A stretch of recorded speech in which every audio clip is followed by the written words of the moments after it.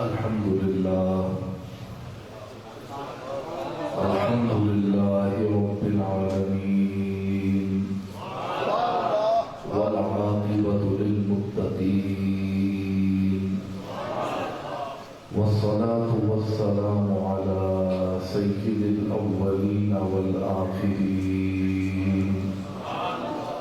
وعلى أتباعه من الصديقين والشهداء والصالحين أما بعد فأعوذ بالله من الشيطان الرجيم بسم الله الرحمن الرحيم وقل رب زدني علما صدق الله مولانا العظيم وصدق رسوله النبي الكريم ونحن على ذلك من الشاهدين والشاكرين. قد قال الله تبارك وتعالى في شان حبيبه مخبرا وآمرا: إن الله وملائكته يصلون على النبي يا أيها الذين آمنوا صلوا عليه وسلموا تسليما. اللهم صل على محمد وعلى آل محمد وبارك وسلم وصل عليه. درود شریف پر آواز بلند کریں.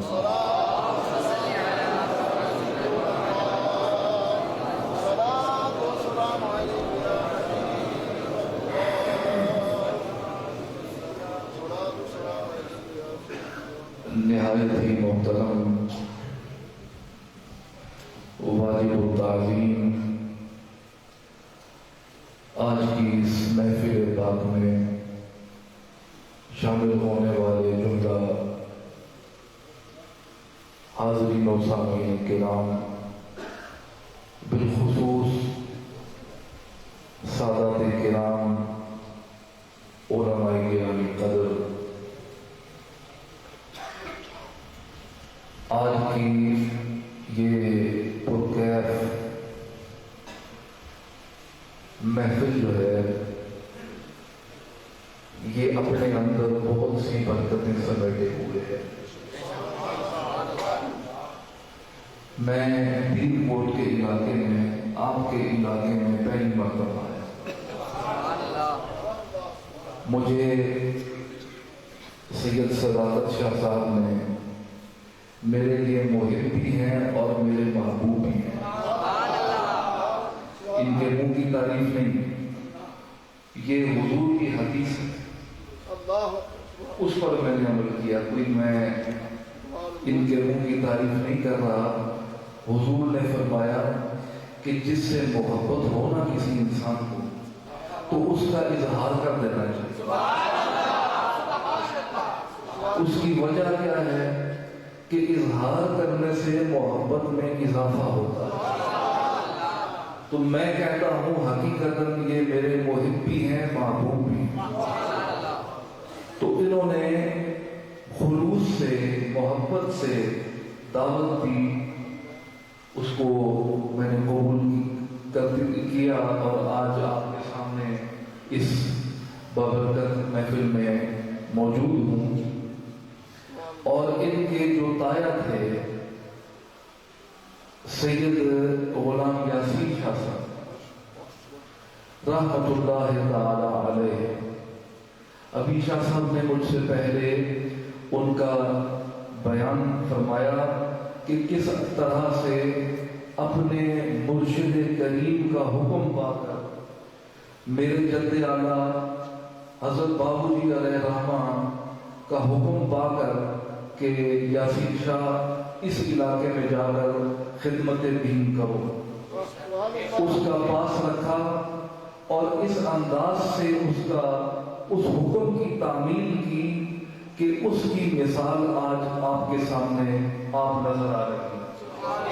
اس کی یعنی اس اکمل انداز سے تکمیل کی ہے کہ آج بھی یہ ادارہ اسی انداز سے احسن انداز سے چل رہا ہے اور انشاءاللہ تعالی چلتا رہے گا۔ جس انداز سے میرے جد اعلیٰ نے حکم دیا، دیکھیے ایک لطیف بات ہے، حکم انسان اپنے کسی معبود بندے کو دیتا ہے،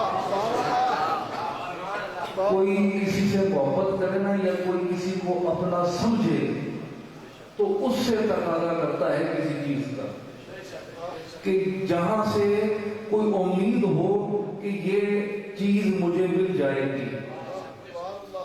تو میرے جد اعلیٰ حضرت بابو جی علیہ الرحمہ نے یاسین شاہ صاحب میں یہ صلاحیت دیکھی کہ وہ اس کے اہل ہیں، اسی وجہ سے ان کو یہ حکم فرمایا کہ خدمت دین کرو۔ اور صداقت شاہ صاحب، اللہ ان کی عمر میں علم میں برکتیں عطا فرمائے۔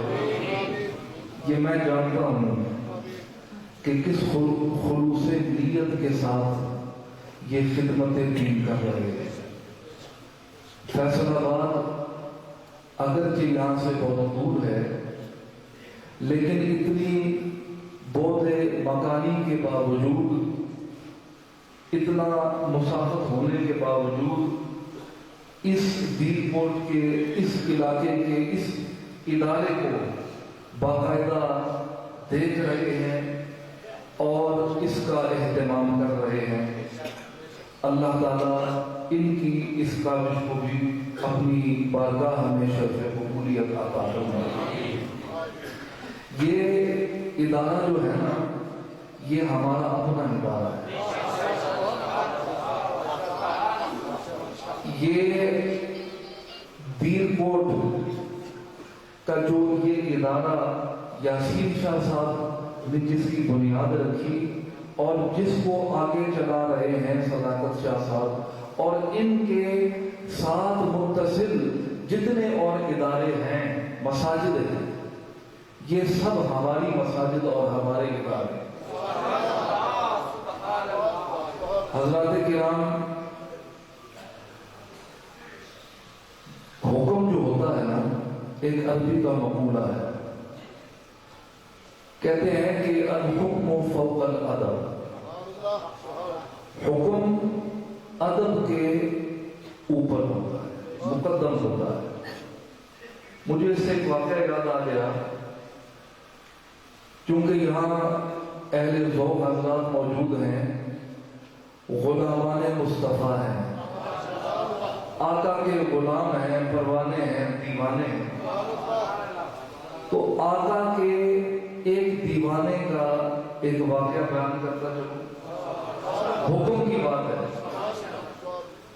مسجد نبوی شریف ہے، حضور صلی اللہ تعالی علیہ وآلہ وسلم مسجد نبوی شریف میں جلوہ گر ہے، اور صحابہ کرام آپ کے گردا گرد زانوئے ادب کو ملحوظ خاطر رکھتے ہوئے کھڑے ہیں۔ حضور ان کو حکمن ارشاد فرماتے ہیں، اجلس، بیٹھ جاؤ۔ فرمایا بیٹھ جاؤ، بیٹھ گئے صحابہ، اسی وقت بیٹھ گئے۔ اچھا، مسجد کے باہر سے ایک دیوانے صحابی حضور کے باہر سے گزر رہے ہیں، اندر نہیں ہے، باہر سے گزر رہے ہیں۔ ان کے کان میں بھی کہیں سے یہ آواز پڑ گئی کہ حضور فرما رہے ہیں بیٹھ جاؤ۔ یہ نہیں پتا کہ کس کو فرما رہے ہیں، بس آواز آ گئی۔ آواز آنے کی دیر تھی کہ وہ وہیں بیٹھ گئے۔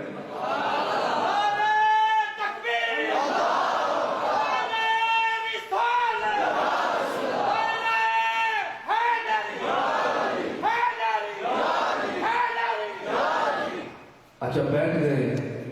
ایک اور صحابی دور کھڑے تھے، دیکھا ابن رواحہ بیٹھ گئے، انہوں نے اپنے سر پر لکڑیاں اٹھائی، جنگل سے لکڑیاں صحرا سے اکٹھی کر کے لا رہے تھے، لکڑیاں سر پہ اٹھائی ہیں، منظر سامنے لائے، لکڑیاں سر پہ اٹھائی ہیں اور مسجد کے باہر دیوار کے ساتھ بیٹھ گئے ہیں۔ تو دوسرے صحابی رسول جو تھے انہوں نے پوچھا ابن رواحہ تم کیوں بیٹھ گئے ہو؟ تمہیں تو نہیں حضور نے فرمایا بیٹھنے کا۔ انہوں نے تو ان صحابہ کو کہا ہے جو مسجد میں موجود ہیں۔ تو سنیں یہ دیوانوں کا یہ انداز ہوتا ہے۔ دیوانے جو ہوتے ہیں نا، یہ عقل جہاں ختم ہوتی ہے دیوانگی وہاں سے شروع ہوتی ہے، عشق وہاں سے شروع ہوتا ہے۔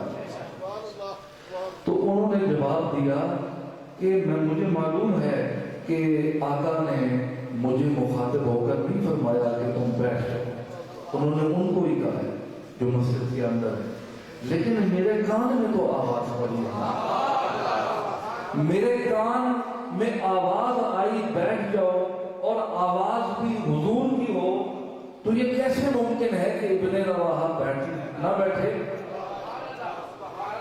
دوسرے صحابی کہنے لگے چلو ابن رواحہ بیٹھ گئے ہو تو سر پر یہ جو تم نے بوجھ اٹھا رکھا ہے اس کو اتار کر زمین پر رکھ دو، ذرا بیٹھنے میں آسانی ہو جائے۔ تو ابن رواحہ کہنے لگے یار یہ بھی میں نے سوچا ہے کہ میں لکڑیاں اٹھا کے رکھ دوں تاکہ آسانی ہو جائے بیٹھنے میں۔ پھر کہا ذہن میں یہ خیال آیا کہ میں اگر سر سے لکڑیاں اتار کر زمین پر رکھنے میں مشغول ہو گیا اور دوسری طرف سے موت کا فرشتہ آ گیا، موت کا تو پتہ نہیں ہے کہاں کب آ جائے، تو دوسری طرف اگر موت مجھے آ گئی اور میری موت میری روح بدن سے جدا اس حالت میں ہو گئی کہ میں نے رسول اللہ صلی اللہ علیہ وآلہ وسلم کا حکم سنا لیکن اس پر کامل طریقے سے عمل پیرا نہیں ہو سکا، اس خوف سے میں نے لکڑیاں بھی اٹھائی رکھی۔ تو اللہ حکم جو ہوتا ہے تو محکوم جو ہوتا ہے نا جس کو حکم کیا جائے وہ بھی اس پائے کا ہونا چاہیے جس پائے کا حاکم ہے۔ تو میرے جد اعلیٰ نے کچھ دیکھ کر ہی غلام یاسین شاہ صاحب کے ذمے یہ ڈیوٹی لگائی، اور آپ تمام اہل علاقہ یہاں کتنے حضرات موجود ہیں تشریف لائے ہیں، میں گزارش کروں گا آپ سے، شاہ صاحب خلوص نیت کے ساتھ دین کی خدمت کر رہے ہیں، ان کا ادارہ فیصل آباد میں بھی قائم ہے، گاہے بگاہے میرا وہاں بھی آنا جانا ہوتا ہے، اور وہاں بھی مجھے خوشبوئے مہر علی نظر آئی، اور آج یقین جانیں میں پہلی مرتبہ یہاں آیا ہوں، لیکن جس انداز سے آپ لوگوں نے محبت کا اظہار کیا ہے یقین جانیں، اور جس ذوق سے آپ جو میرے ٹوٹے پھوٹے الفاظ سن رہے ہیں سماعت فرما رہے ہیں، یقین جانیں کہ یہاں بھی مجھے خوشبوئے مہر علی کا محسوس ہوتا ہے۔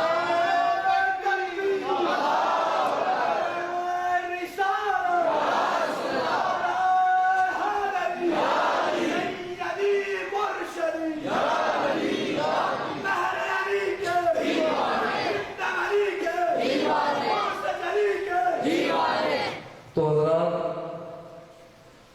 حسن اتفاق ہے باہر بھی آج باران رحمت کی بارش ہو رہی ہے، اور یقین مانے باہر ہی نہیں اندر بھی رحمت کی بارش کہ یہاں وہ خوش نصیب طلباء حفاظ موجود ہیں، ان کے والدین موجود ہیں، ان کے اعزاء و اقارب موجود ہیں، जिन्हों ने कुरान मजीद को अपने सीनों में महफूज फरमाया। ये अल्लाह की तौफीक होती है, ये अल्लाह जिसे चाहे उसे ही अता करता है। अल्लाह ताला इनको भी जज़ाए खैर अता फरमाए और इनकी इस काविश को कबूल फरमाए। हुजूर ने फरमाया कि जो शख्स हुसूल इल्म कुरान के लिए सफर करता है, चलता है, मिसाल के तौर पर एक तालिब इल्म है, मस्जिद में जा रहा है हिफ्ज़ के का सबक लेने के लिए, हिफ्ज़ अभी उसका मुकम्मल नहीं हुआ, अभी रास्ते में है, रास्ते में उसको मौत आ गई, फौत हो गया, दफन हो गया, तो हुजूर का फरमान है कि उस इंसान को, उस तालिब इल्म को कब्र में कुरान मजीद मुकम्मल हिफ्ज़ कराया जाता है और क़यामत के रोज वो बाकायदा हाफिज होकर उठता है। कुरान करीम का ये मौजज़ा है, ये मकाम है। तो इनको भी मुबारकबाद मैं पेश करता हूँ। बारिश बाहर मुझे लगता है कुछ तेज हो गई है। ए अबरे करम, ए अबरे करम थम थम के बरस, ए अबरे करम थम थम के बरस, इतना न बरस कि वो आ न सके, आ जाए तो जम जम के बरस और इतना बरस के वो जा न सके।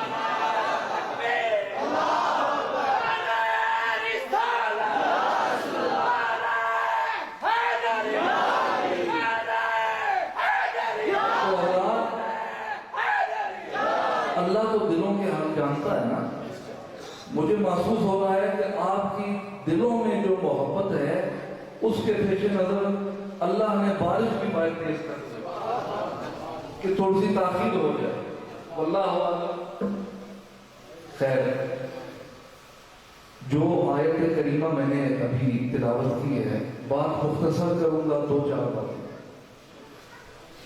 उसमें अल्लाह ने फरमाया वक़ुल रब्बि ज़िदनी इल्मा। मजीद इसमें मैं गहराई में नहीं जाता, लफ्ज़ी इसका तर्जुमा है कि ए महबूब सल्लल्लाहु अलैहि वसल्लम आप फरमा दें, ए अल्लाह मेरे इल्म में इजाफा फरमा। अब सवाल ये है कि भाई एक सवाल पैदा होता है, सवाल पर गौर करें। सवाल ये पैदा होता है कि अल्लाह ने तो अपने महबूब के लिए कुरान मजीद फुरकान हमीद के मुख्तलिफ मकामात पर पहले ही फरमा दिया, यानी किसी जगह फरमाया इक़रा पढ़, जिसका ताल्लुक, इसका ताल्लुक भी इल्म से है, पढ़ने का ताल्लुक इल्म से है। इसी तरह अल्लाह ने फरमाया इन्ना आतैना कल कौसर। बाद मुफस्सिरीन ने कौसर से मुराद अगरचे और कुछ बहुत कुछ मानी लिए हैं, लेकिन बाद ने इल्म भी लिया है। इल्म की कसरत अल्लाह ने अता फरमा दी। इन्ना आतैना, और इन्ना के साथ ताकीद भी हो गई, पक्की बात। फिर इसी तरीके से अल्लाह ताला ने जा बजा और भी इरशाद फरमाया वअल्लमका मा लम तकुन तअलम। ऐ महबूब, हमने आपको वो कुछ सिखा दिया जो आप नहीं जानते थे। अब इसको उमूम पर रखा, यानी तखसीस नहीं फरमाई कि क्या सिखाया क्या नहीं सिखाया। ये अल्लाह जानता है या उसका महबूब जानता है कि अल्लाह ने सिखाया क्या है और महबूब ने सीखा क्या। तो यहां अल्लाह फरमा रहा है ए महबूब फरमा दीजिए कि ए अल्लाह मेरे इल्म में इजाफा फरमा। आखिर क्या वजह है? तो इल्म तो पहले ही हुजूर को के पास मौजूद है, तो फिर हुजूर इल्म की दुआ कर रहे हैं। तो हज़रात किराम ये तालीम उम्मत के लिए, उम्मत को तालीम वो अल्लाह ने देना चाहिए बज़बाने महबूब के उम्मत जो है इल्म हासिल करने के लिए कोशिश کوشش کرتی رہے کہ اللہ اس کو علم اتنا دے، اتنا اس کو شعور حاصل ہو جائے، علم حاصل ہو جائے کہ اس کی رسائی اللہ کی ذات تک ہو جائے۔ علم ذریعہ ہے معرفت خداوندی کا۔ اس میں بہت سے، اس راستے میں بہت سی مشکلات آتی ہیں۔ علم پہلا مقام ہے، پہلے انسان عالم دین بنتا ہے، پھر خلوص کے ساتھ اس پر عمل کرتا ہے، سلوک کی منازل طے کرتا ہے۔ تو یہ جو سلوک کی منازل ہوتی ہیں نا، یہ عشق کی منزلیں ہوتی ہیں۔ تو جس کے بارے میں میرے جد اعلیٰ نے کہا کہ کوئی بدلیاں موتی لے کر، کوئی ہوتا ہے جو اس علم شریعت کو حاصل کر کے منزل مقصود تک پہنچتا ہے، عشق کی منزل پا لیتا ہے اور اس کو معرفت خداوندی حاصل ہو جاتی ہے۔ تو حضرات، علم پہلا سٹیپ ہے، پہلی منزل ہے، اور آخری منزل جو ہے وہ قرب بارگاہ رب کریم ہے۔ تو حضرات، جب انسان اللہ کا قرب حاصل کرنا شروع کرتا ہے نا، اس سے پہلے ایک منزل آتی ہے محبت و عشق رسول کی۔ محبت و عشق رسول کی جو منزل ہے، یہ بھی ایک کائنات ہے، یہ بھی ایک ایسی منزل ہے، یہ بھی ایک ایسا بحر ذخار ہے جس کی کوئی انتہا نہیں۔ میں سوچ کے آیا تھا کہ اپنے جد اعلیٰ کا جو ابھی نعت خوان حضرات نے جو نعت شریف پڑھی ہے، آج صرف مترانی بدری ہے، اس کے کسی شعر پر میں بیان کروں گا، لیکن میں سمجھتا ہوں وقت تھوڑا ہے، وقت کے دامن میں اتنی گنجائش نہیں ہے، تو انشاءاللہ تعالیٰ کسی اور موقع پر بیان کروں گا۔ ابھی جمعے کی نماز ہے، تو جمعے کی نماز کے لیے ابھی اذان بھی ہوتی ہے، پھر خطبہ ہوگا، پھر ہم نماز ادا کریں گے۔ میں صرف یہ کہنا چاہتا ہوں کہ اپنے دلوں کے اندر محبت کو جگہ دیں۔ صوفیاء سے یہی پیغام، صوفیاء کرام نے لوگوں کے دلوں کی مٹی کو نرم کیا ہے۔ سخت دل لوگ اگر کسی صوفی کامل کے پاس گئے ہیں نا، تو اس نے پہلے اس کے دل کی سختی کو نرمی میں تبدیل کیا۔